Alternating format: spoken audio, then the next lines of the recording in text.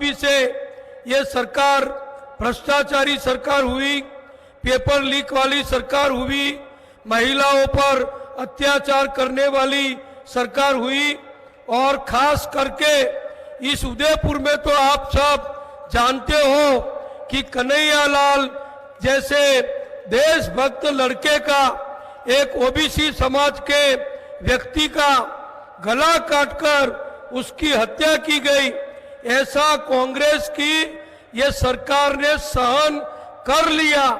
अब आपको तय करना है कि हमारे नरेंद्र भाई जैसे नेताओं की सरकार चाहिए कि कांग्रेस की भ्रष्ट सरकार चाहिए।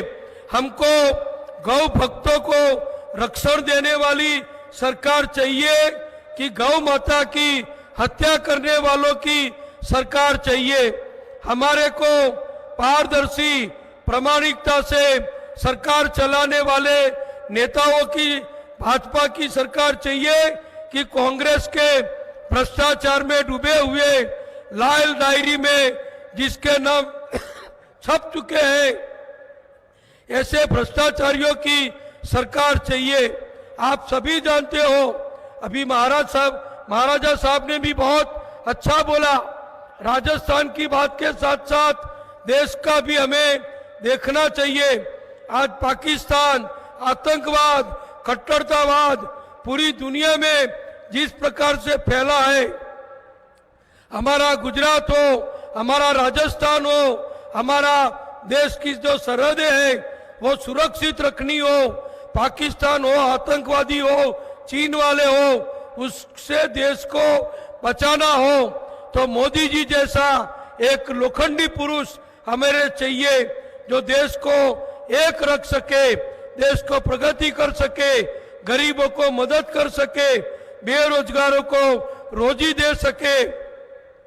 जिसके पास अपने खुद के घर नहीं है, ऐसे करोड़ों लोगों को अपना घर दे सके। जिस माताओं बहनों की लाज जाती थी, शौचालय नहीं थे कांग्रेस शासन में, तो ऐसी बहनों की मर्यादा बनाने के लिए करोड़ों शौचालय देश में जिन्होंने बनवाए, ऐसे प्रधानमंत्री बहनों की रक्षा करने वाले चाहिए कि कांग्रेस के बहनों की लाज मर्यादा लूटने वालों की सरकार चाहिए। ये हमको तय करना है। छोटी छोटी बातों में हमको नहीं जाना है। हमको राजस्थान का भविष्य देखना है, राजस्थान की प्रगति, राजस्थान का विकास, राजस्थान की सुरक्षा, देश की एकता, हमारी भारतीय संस्कृति, हमारा धर्म, हमारे रीति रिवाज, ये सबको भी बचा के आगे ले जाना है। आप सब जानते हो पूरे देश में अभी दो प्रकार की परिस्थिति है। एक तरफ जैसे पांडव थे, भगवान श्री कृष्ण की निश्रा में जो सत्य पर चलते थे, और दूसरी तरफ कौरव थे, जो कौरव की सेना बड़ी थी लेकिन अत्याचारी थी, दुराचारी थी, पापीली थी।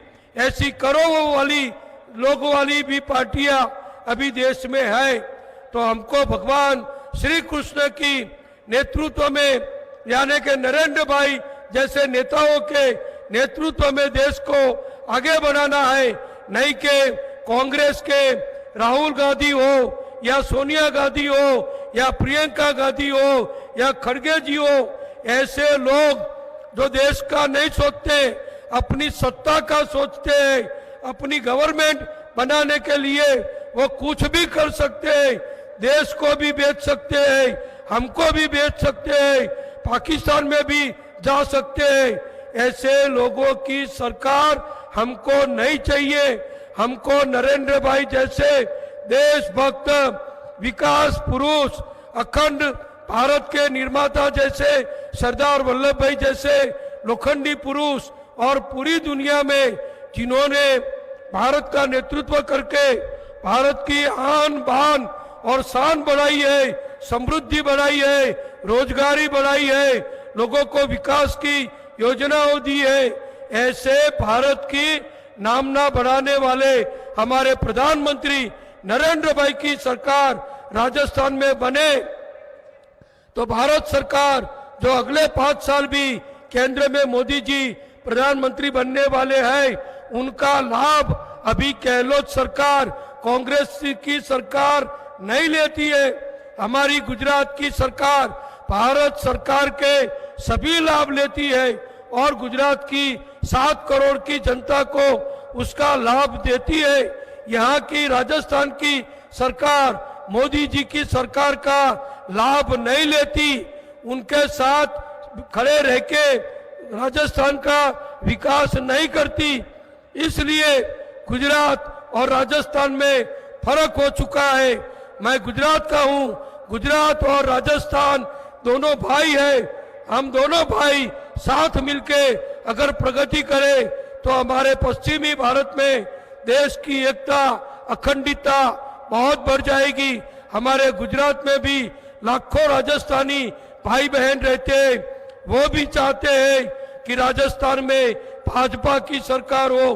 तो मैं आप सबको नम्र निवेदन करता हूं कि कमल के निशान पर इस सभी प्रत्याशी को आप विजयी बना के जो कमल आप जयपुर भेजेंगे उसमें से भाजपा को बहुमत मिलेगा और भाजपा में राजस्थान में भाजपा की सरकार होगी। देश में मोदी जी की भाजपा की सरकार है, वो दोनों मिलके राजस्थान का बहुत अच्छी तरह विकास, प्रगति और तरक्की करवाएंगे और उसका लाभ आप सब करोड़ों राजस्थानियों को मिलेगा। ऐसी विनती के साथ मैं आपको फिर से कमल का निशान याद रखने के लिए 25 तारीख की चुनाव तारीख याद रखने के लिए और छोटे बड़े कोई भी अपने मिट मिटाव है तो उसको मिटा के देश एक है, पार्टी एक है, इस तरह हम सब काम में लग जाए। हर एक कार्यकर को मैं इस दिवाली की, नए साल की शुभकामनाएं भी देता हूं और आशा व्यक्त करता हूं कि राजस्थान का आने वाला दीपोत्सव बीजेपी की सरकार के नेतृत्व में बनेगा और राजस्थान की तरक्की भगवान की कृपा से जरूर होगी। ऐसे विश्वास के साथ आप सबका बहुत बहुत धन्यवाद। अस्तु। भारत माता की जय।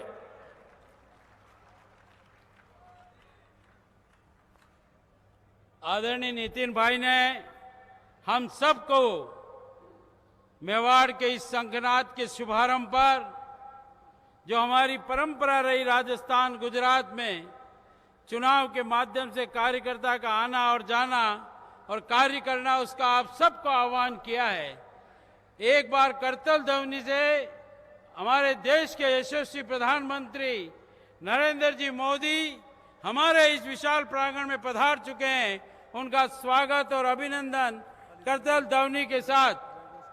और मैं आप सबसे निवेदन करता हूं, जब आदरणीय मोदी जी मंच पर पधारे तो हम सब यहां से दीपोत्सव की भी एक आगाज के रूप में जो आपको निर्देशित किया उस कार्य को संपादित कराएं और हम जय घोष के साथ उनका अभिनंदन करेंगे।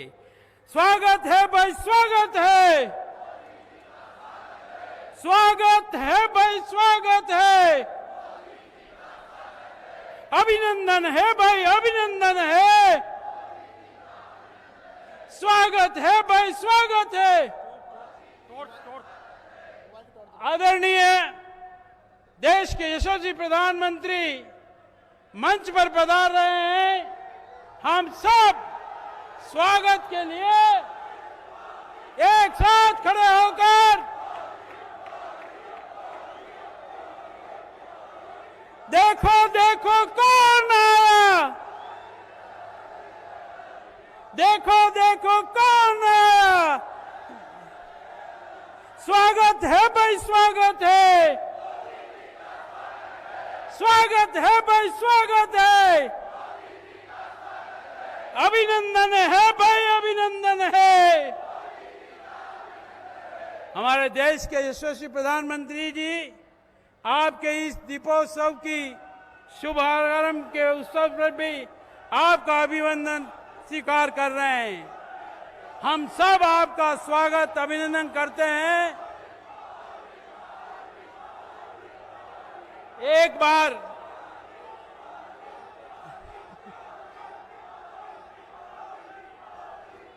स्वागत है भाई, स्वागत है, अभिनंदन है भाई, अभिनंदन है।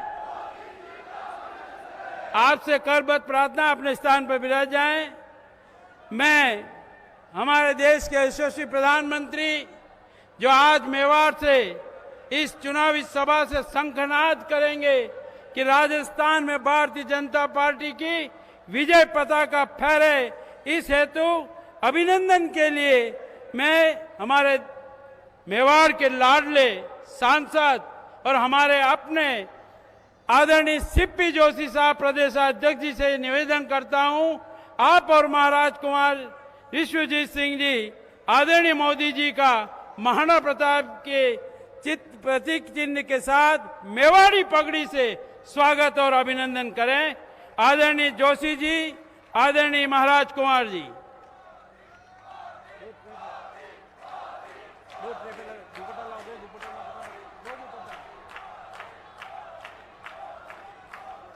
एक बार करताल ध्वनि के साथ तालियों की गड़गड़ाहट से स्वागत, अभिनंदन। मैं निवेदन करता हूं हमारे शहर के जिला अध्यक्ष रविंद्र जी श्रीमाली, देहात के जिला अध्यक्ष भाई चंद्रगुप्त सिंह जी चौहान से कि हमारे इस पवित्र धरा की इकलाई से आपका स्वागत और अभिनंदन करें। दोनों जिला अध्यक्ष आदरणीय चंद्रगुप्त सिंह जी चौहान, आदरणीय रविंद्र जी श्रीमाली।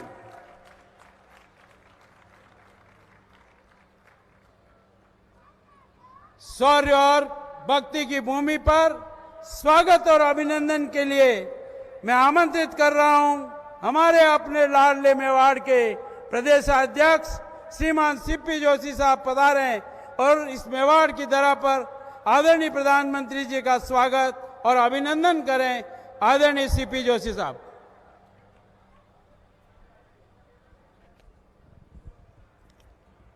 मेवाड़ की इस वीर धरा पर देश और दुनिया में लाखों करोड़ों भारतीयों का मान बढ़ाने वाले हम सबके अभिभावक श्रद्धेय प्रधानमंत्री आदरणीय नरेंद्र मोदी जी का इस मेवाड़ की वीरता और शौर्यता की इस पावन भूमि पर एक बार जोरदार करताल ध्वनि से आदरणीय प्रधानमंत्री जी का स्वागत और अभिनंदन करें। हमारे बीच में उपस्थित वीर शिरोमणि महाराणा प्रताप के वंशज महाराज कुमार विश्वराज सिंह जी, हमारे गुजरात के पूर्व मुख्यमंत्री श्रद्धेय नितिन पटेल जी, प्रदेश के महामंत्री माननीय दामोदर जी, चुनीलाल जी, गरासिया जी, प्रमोद जी, हमारे दोनों जिलाध्यक्ष शहर और देहात के माननीय अध्यक्ष जी और 8 विधानसभाओं के हमारे प्रत्याशी कमल के फूल, जिनको आपका और आदरणीय प्रधानमंत्री जी का आशीर्वाद मिलने वाला है, ऐसे हमारे सभी भारतीय जनता पार्टी के प्रत्याशी और देवतुल्य जनता जनार्दन, आज हम सब लोगों का गौरव बढ़ रहा है कि जिस मेवाड़ की धरा ने पराक्रम किया लेकिन कभी समर्पण नहीं किया और मुगलों को परास्त किया, ऐसी वीर धरा से इस चुनावी बिगुल की रणभेरी में आदरणीय प्रधानमंत्री जी का राजस्थान की इस मुगलिया सल्तनत को परास्त करने के लिए आदरणीय प्रधानमंत्री जी इस मेवाड़ की वीर धरा पर पधारे हैं। और यह विश्वास है, अटूट विश्वास है आदरणीय प्रधानमंत्री जी के प्रति। और वो विश्वास क्यों है, मैं 2-3 मिनट में अपनी बात को कहूंगा। वो विश्वास इसलिए आदरणीय प्रधानमंत्री जी, जो लोग झूठी गारंटियां देते हैं कि हम किसानों के लिए ये करेंगे, उन्होंने तो वादा खिलाफी की, लेकिन आपने किसानों की समृद्धि के लिए एक नहीं अनेक योजनाएं दी। इसलिए जनता जनार्दन का और किसानों का अटूट विश्वास अगर किसी के प्रति है तो आदरणीय नरेंद्र मोदी जी के प्रति है। उन्होंने 60 वर्ष तक जनजाति वर्ग में सिर्फ नारे दिए, लेकिन पहली बार जनजाति क्षेत्र में एम्स खुले, पासपोर्ट ऑफिस खुले, एकलव्य मॉडल स्कूल खुले, नेशनल हाईवे आए और रेलवे आए। ये काम अगर किसी ने पहली बार किया और आजादी के बाद पहली बार मानगढ़ धाम में अपना सर झुकाने कोई पहली बार प्रधान सेवक गए तो आदरणीय नरेंद्र मोदी जी गए। इसलिए विश्वास जनता को आपके प्रति है। आपके प्रति विश्वास इसलिए कि 60 आजादी के बाद से जिन लोगों ने धारा 370 लगाई, उस धारा 370 को उखाड़ फेंक कर आतंकवादियों की छाती पर तिरंगा रोपने का काम अगर किसी ने किया तो आदरणीय प्रधानमंत्री जी आपके नेतृत्व में हुआ। और ये उदयपुर का जिला तो वैसे भी इसलिए आपका अभिनंदन करता है कि इसी मेवाड़ की धरा पर कांग्रेस की सरकार ने भगवा पताका फहराने पर प्रतिबंध लगाया था। और हम सब लोगों को गर्व है, मेवाड़ को, राजस्थान को, देश को, कि एनएस विक्रांत जहाज में जहां लड़ाकू विमान उतरता भी है, चढ़ता भी है, फिरंगियों की निशानी को हटाकर वहां शिवाजी महाराज और महाराणा प्रताप ने जिस पताका को लेकर विजय पताका फहराई थी, वहां भी भगवा ध्वज फहराया तो आदरणीय प्रधानमंत्री जी आपने फहराया। इसलिए अंतर मेवाड़ की और राजस्थान की जनता करती है। मैं इसलिए भी यह जनता वंदन अभिनंदन कर रही है कि आपके आशीर्वाद से जो राजस्थान को, मेवाड़ को मिला है, ये नारी शक्ति बैठी है। जहां राजस्थान ने नारी की सुरक्षा नहीं कर पाई और कल ही एक घटना हुई, बहन को दुष्कर्म करके मार दिया गया, लेकिन 9 वर्षों में आपने महिला को मकान दिया तो शौचालय भी दिया, मातृत्व वंदन योजना दी तो राजीवा से लाभ भी दिया, और नई संसद बनने के बाद पहली बार मेरी माताओं बहनों को 33% आरक्षण देने का एक ऐतिहासिक काम आदरणीय प्रधानमंत्री जी आपने किया। मैं अपनी बात, अंतिम बात कहते हुए अपनी वाणी को समाप्त करूंगा। इस जनता को विश्वास इसलिए भी है कि राजस्थान में राम दरबार को तोड़ा गया, राजस्थान में 200 साल पुराने शिव मंदिर को तोड़ा गया, राजस्थान में भगवान कृष्ण की क्रीड़ा स्थली को माइनिंग माफिया ने खोद दिया। लेकिन आपने एकलिंग नाथ हो, चाहे श्रीनाथ जी हो, सांवरिया सेठ हो, गोविंद देव जी हो, पहली बार भारत सरकार के खजाने से करोड़ों रुपए का विकास आदरणीय प्रधानमंत्री जी के केंद्र सरकार के खजाने से हुआ। वहां आपने शिव मंदिर तोड़ा तो इधर उज्जैन में महाकाल हो, शिवनाथ, हमारे सोमनाथ हो, चाहे केदारनाथ हो, अमरनाथ हो, पहली बार देश के सनातनी उन स्थानों का कायाकल्प होते हुए देख रहे हैं। यहां सीकर में राम दरबार तोड़ा तो आज मर्यादा पुरुषोत्तम भगवान श्री राम ने भी ये ऐतिहासिक मौका एक सच्चे भारतीय सपूत को दिया कि अयोध्या में प्रभु श्री राम का मंदिर का शिला पूजन आपने किया। और राजस्थान की जनता इस बार 3 दिवाली मनाएगी, 12 तारीख को भी मनाएगी, 3 दिसंबर को कमल खिलाने पर मनाएगी, और 22 जनवरी को आपके हाथों प्रभु श्री राम लला का फिर से वहां विराजमान होंगे।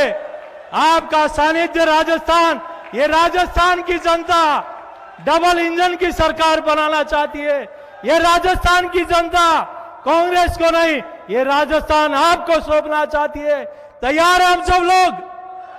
तैयार हैं तो दोनों हाथ उठाकर जय घोष करें, बोले भारत माता की, भारत माता की, उमापति महादेव की, सियावर रामचंद्र की, एकलिंग नाथ की, मानगढ़ धाम की, माऊजी महाराज की, बोरा गणेश जी की। बहुत बहुत धन्यवाद।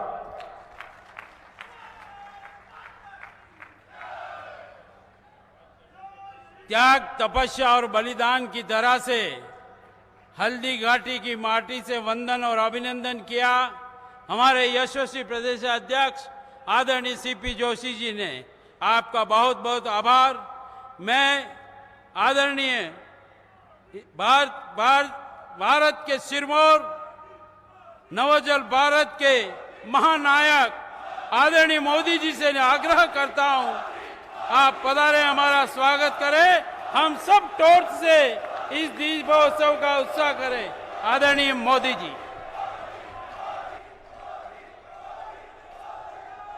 भारत माता की,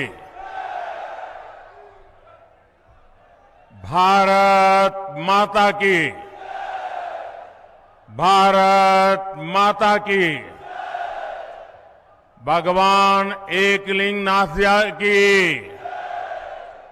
सांवलिया सेठ की, माता त्रिपुरा सुंदरी की, मेवाड़ की रक्षक बायण माता, कालिका माता, सगरा माता को मेरा बार बार प्रणाम। महाराणा प्रताप और गोविंद गुरु की ये धरती पूरे देश के स्वाभिमान और सम्मान की प्रतीक है। यहां के कण कण में देश प्रेम की महक है। महान ऋषियों की साधना की अनुभूति है। रानी लेने में एक क्षण नहीं लगाया। इस जगह की पहचान मीराबाई से है। उनके प्रेम और समर्पण जैसा दूसरा कोई और उदाहरण नहीं है। मैं मेवाड़ की इस पावन भूमि को कोटि कोटि प्रणाम करता हूं। मेरे परिवारजनों, राजस्थान की विरासत, संस्कृति और इतिहास की गाथा मेवाड़ के बिना पूरी नहीं हो सकती। ये मेवाड़ की माटी भारत माता के मस्तक पर तिलक की तरह है। लेकिन इस धरती को जब जब कांग्रेस की नजर लगी है, तब तब इसके स्वाभिमान को गहरी चोट पहुंची है। कांग्रेस की सरकार में राजस्थान के लोगों के साथ मानवता को शर्मसार करने वाली वारदातें हो रही है। उदयपुर में कन्हैयालाल जी के साथ आतंकी घटना कांग्रेस सरकार पर बहुत बड़ा दाग है।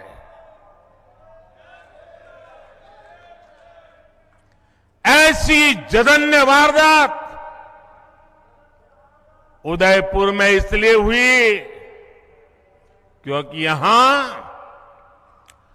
आतंकियों के साथ सहानुभूति रखने वाली कांग्रेस की सरकार है। साथियों, कांग्रेस सरकार की तुष्टीकरण की नीति ने राजस्थान की संस्कृति, राजस्थान की विरासत, राजस्थान के गौरव को खतरे में डाल दिया है। जैसे हालात राजस्थान में पहले कभी नहीं बने, वो पिछले 5 साल में हमने देखे हैं। किसने सोचा था कि राजस्थान में कभी रामनवमी की शोभा यात्रा और कांवड़ यात्रा पर भी प्रतिबंध लग सकता है। लेकिन ये पाप कांग्रेस सरकार ने किया है। क्या ऐसी कांग्रेस सरकार को राजस्थान में रहने देना चाहिए? ऐसी कांग्रेस को राजस्थान में जगह मिलनी चाहिए? आज यहां कांग्रेस सरकार है, इसलिए पीएफआई जैसे आतंकी संगठन बेखौफ होकर रैलियां निकालते हैं। आतंकियों की हमदर्द कांग्रेस सरकार राजस्थान को तबाह करके मानेगी। क्या हम राजस्थान को तबाह होने देंगे? क्या हम राजस्थान को तबाह होने देंगे? क्या हम राजस्थान को बर्बाद होने देंगे? राजस्थान के कितने ही क्षेत्रों में अब गरीबों के पलायन की खबरें आने लगी है। राजस्थान में कांग्रेस सरकार रही तो ये और भी बढ़ेगा। इसलिए अब राजस्थान को देर नहीं करनी है।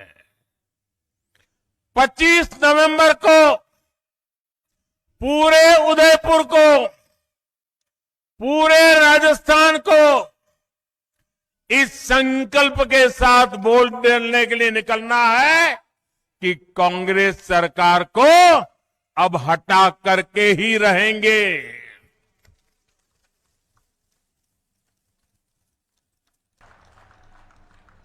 मेरे परिवारजनों, आज राजस्थान में न दलित, पिछड़े और गरीब सुरक्षित है और ना ही हमारी बहन बेटियां सुरक्षित है। कांग्रेस ने महिलाओं के खिलाफ अपराध के मामलों में राजस्थान को नंबर 1 बना दिया है। कांग्रेस सरकार महिलाओं के खिलाफ अपराध को काबू कर पाने में पूरी तरह नकारा साबित हुई है। और शर्मनाक ये कि कानून व्यवस्था के सवाल पर कांग्रेस के मंत्री मजाक उड़ाते हुए कहते हैं कि ये मर्दों का प्रदेश है। डूब मरो कांग्रेस के लोगों, आपके मुंह से ऐसे शब्द निकलते हैं। आपने सिर्फ राजस्थान की माताओं बहनों का ही अपमान नहीं किया, आपने राजस्थान के मर्दों का भी अपमान किया है। राजस्थान के मर्द माता बहन की इज्जत के लिए अपना सर कटाने के लिए तैयार होने वाले लोग होते हैं। उनकी मर्दानगी माता बहनों की रक्षा के लिए समर्पित होती है। और तुम्हारे मंत्री सबके बीच बेशर्मी से ऐसी भाषा का प्रयोग करे। मेरे प्यारे परिवारजनों, ये कांग्रेस की यही असली सोच है और इसलिए कांग्रेस के राज में बहनों बेटियों की इतनी बुरी गत बन गई है। अभी उदयपुर में ही कुछ दिन पहले ही 2 बहनों की निर्मम हत्या की गई थी। इसके बाद यहां की एक और बेटी कांग्रेस के राज में अत्याचार की भेंट चढ़ गई है। अपनी गाय बकरियां चराकर पेट भरने वाली मेरी आदिवासी बहन की निर्मम हत्या कर दी गई। ऐसे अपराधी सोच वाले लोगों को कांग्रेस की सरकार में ही बढ़ावा मिला है। उन्हें सर्टिफिकेट मिल गया मर्दानगी का। इन पापियों को राजस्थान में कानून की स्थिति ये हो गई है कि अब बहन बेटियां अपने काम से खेत खलिहान जाने से भी डरने लगी है। आज राजस्थान में घर से बाहर निकलने के बाद कोई छात्रा सुरक्षित महसूस क्यों नहीं करती? आज राजस्थान की हर बहन बेटी पूछ रही है कि क्या उसे सम्मान से जीने का अधिकार नहीं है? मैं राजस्थान की माताओं, बहनों, बेटियों, आपका दर्द समझता हूं। मैं आपका आक्रोश समझता हूं। बहनों बेटियों पर अत्याचार तभी रुकेगा जब यहां से कांग्रेस की विदाई होगी। कांग्रेस की विदाई होनी चाहिए कि नहीं होनी चाहिए? बहन बेटियों की रक्षा होनी चाहिए कि नहीं होनी चाहिए? बहन बेटियों को सम्मान से जीने का अधिकार है कि नहीं है? माताओं बहनों को गौरव से जीने का अधिकार है कि नहीं है? राजस्थान से भाजपा गुंडा राज और अपराध पूरी तरह खत्म करने के लिए प्रतिबद्ध है। भाजपा राजस्थान के हर बेटी, हर बहू को ये विश्वास दिलाती है कि उसे सम्मान से जीने और सुरक्षित माहौल में घर से निडर होकर निकलने का अवसर मिलेगा। और ये मोदी की गारंटी है।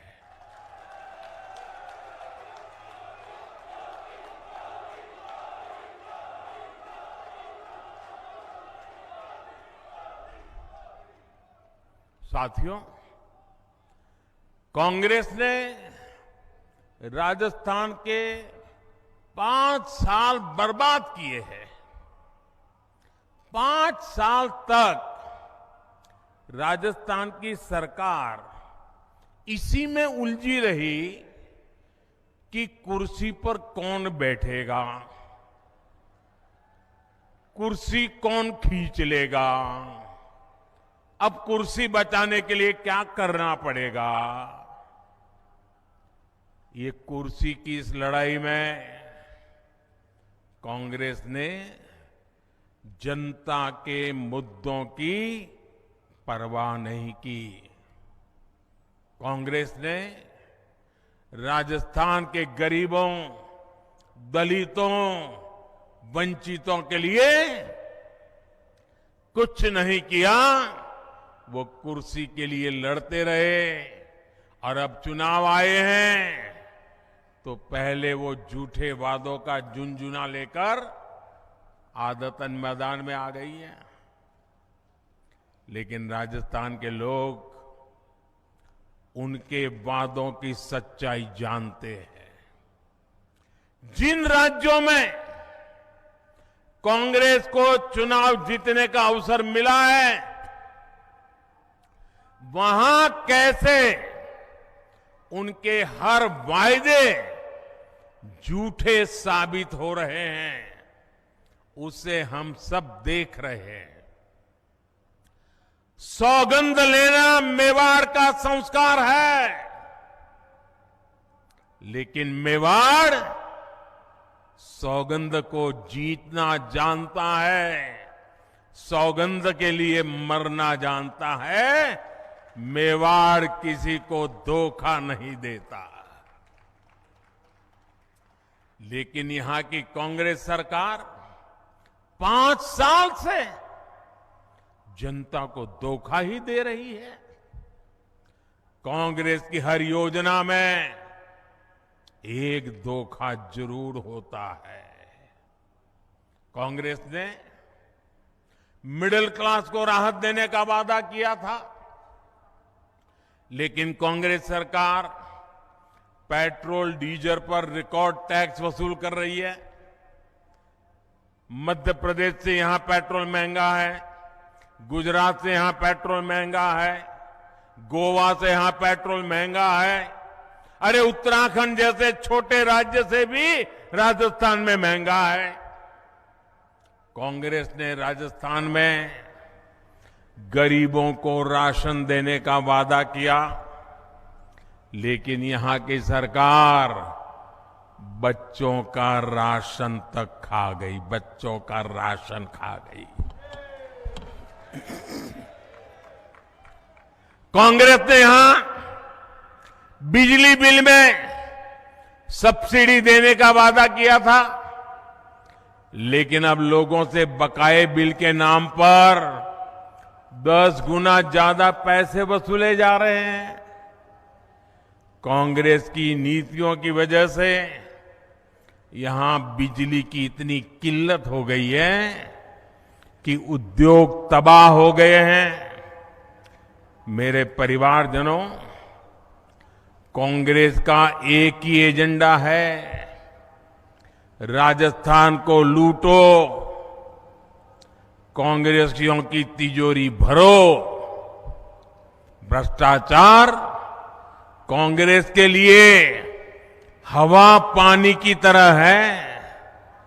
जैसे हवा पानी के बिना कोई रह नहीं सकता, ये कांग्रेस भी उसके बगैर कांग्रेस का काम चल ही नहीं सकता।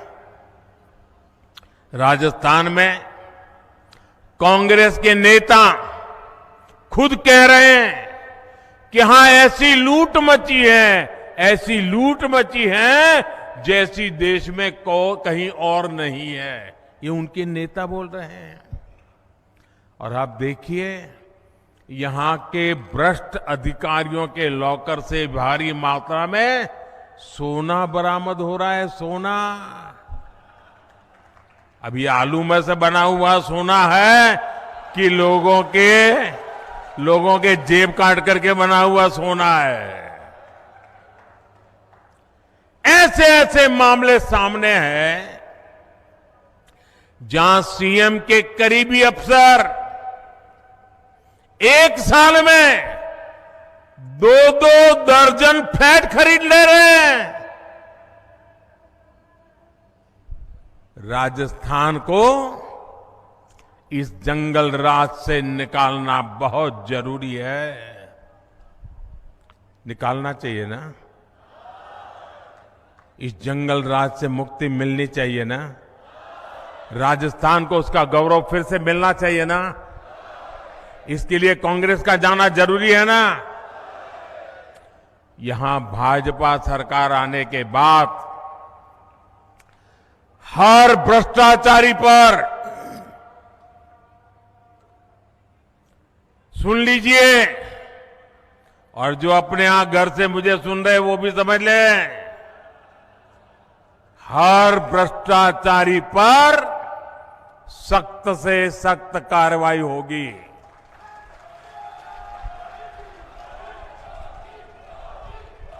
जिन्होंने राजस्थान को लूटा है उन्होंने लौटाना ही पड़ेगा। साथियों, आप सबने मुझे सेवा करने का अवसर दिया है और आपने मुझे आदेश दिया है। आपके आदेश का मुझे पालन करना है। मैं भ्रष्टाचार के खिलाफ लड़ाई लड़ रहा हूं। क्या मेरा रास्ता सही है? मुझे भ्रष्टाचारियों के खिलाफ लड़ते रहना चाहिए। इस देश से भ्रष्टाचार को नेस्त नाबूद करने के लिए मुझे ताकत लगानी चाहिए।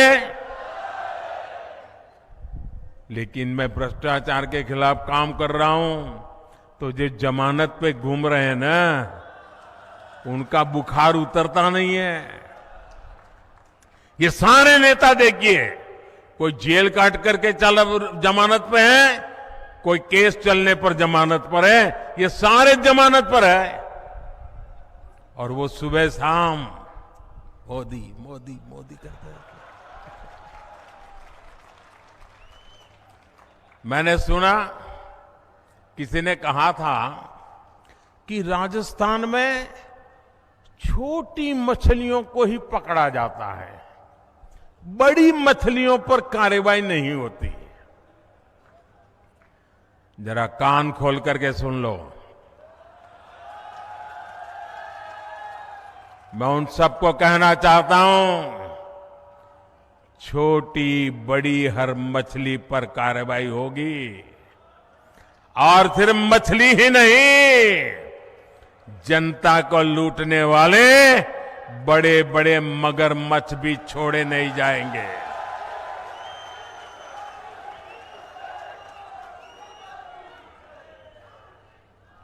आपने देखा है, यहां राजस्थान में सिर्फ एक लाल डायरी कांग्रेस के जी का जंजाल बन गई है, जी का जंजाल बन गई है। लाल डायरी में कांग्रेस के काले कारनामे छिपे हुए हैं। भाजपा की सरकार बनने के बाद कांग्रेस के भ्रष्टाचार को बेनकाब करने वाली हर लाल डायरी बाहर आकर के रहने वाली है। साथियों, राजस्थान की कांग्रेस सरकार ने यहां के युवाओं के साथ बहुत बड़ा विश्वासघात किया है। राजस्थान में दर्जन भर से ज्यादा परीक्षाओं के पेपर लीक हुए। कितनी मेहनत से हमारे युवा परीक्षा की तैयारियां करते हैं, लेकिन कांग्रेस की सरकार को राजस्थान के युवाओं की चिंता नहीं है। वो तो एक ही युवराज के लिए मरे पड़े हैं। भ्रष्टाचार की आदी हो चुकी कांग्रेस अपनी तिजोरी भरने के लिए पेपर लीक माफिया को बढ़ावा दे रही है। मैं आपको विश्वास दिलाता हूं, भाजपा की सरकार छात्र छात्राओं के भविष्य से खिलवाड़ करने वाले माफिया पर कड़ी कार्रवाई करके रहेगी। छात्र छात्राओं को न्याय दिला करके रहेगी। भाजपा राजस्थान में पारदर्शी तरीके से परीक्षा लेने और युवाओं को अवसर देने के लिए प्रतिबद्ध है। मेरे परिवारजनों, मेवाड़ के इस क्षेत्र में हमारे जनजातीय समाज के लोग काफी संख्या में रहते हैं और हम गुजरात वालों को तो उदयपुर ऐसा लगता है जैसे हमारा ही घर है।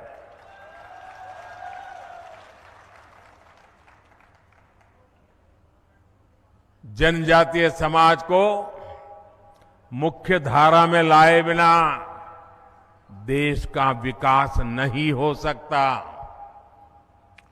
केंद्र की भाजपा सरकार की योजनाओं का बहुत बड़ा लाभ हमारे जनजातीय समाज को, आदिवासी समाज को भी हुआ है।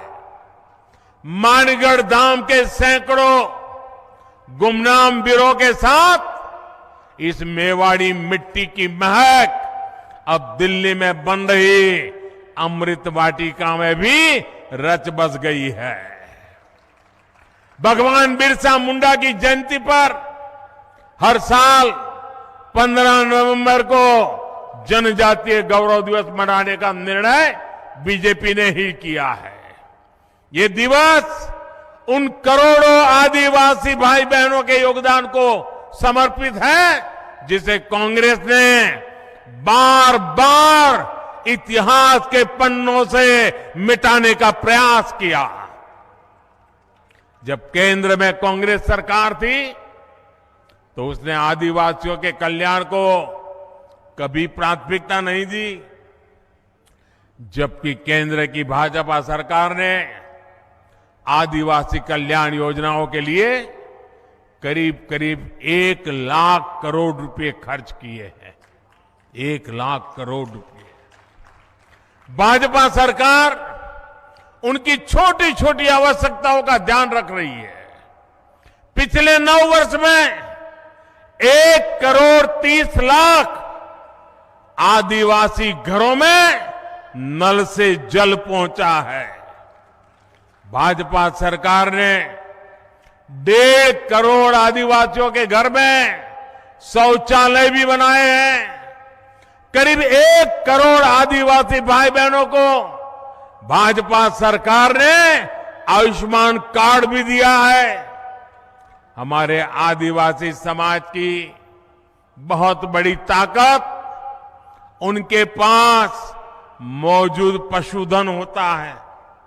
उनके पशुधन सुरक्षित रहे, इसके लिए भाजपा सरकार 15,000 करोड़ रुपए खर्च करके पशुओं का टीकाकरण करवा रही है। जैसे कोविड के समय हिंदुस्तान के हर नागरिक को कोविड का वैक्सीन दिया गया। आपको वैक्सीन लगा कि नहीं लगा? लगा कि नहीं लगा? क्या 1 रुपया भी खर्चा करना पड़ा क्या? 1 रुपया भी खर्चा करना पड़ा क्या? जैसे मैंने इंसानों के लिए किया है, वैसे ही पशुओं के लिए मुफ्त वैक्सीन के पीछे 15,000 करोड़ रुपए खर्च किए जा रहे हैं ताकि गरीब आदिवासी पशु को बचा सके। एक समय था जब सिर्फ 8 या 10 वन उपज पर ही एमएसपी मिला करता था। भाजपा सरकार में अब करीब करीब 90 वन उपज पर एमएसपी मिल रहा है। वन धन विकास केंद्रों के